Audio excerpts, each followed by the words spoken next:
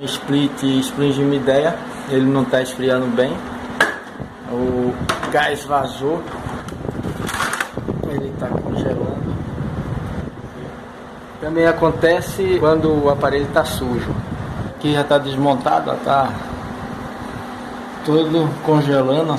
Isso aqui quando desliga ele faz um barulho, uns estralos, parece que está quebrando tudo. A gente vai procurar o vazamento e consertar.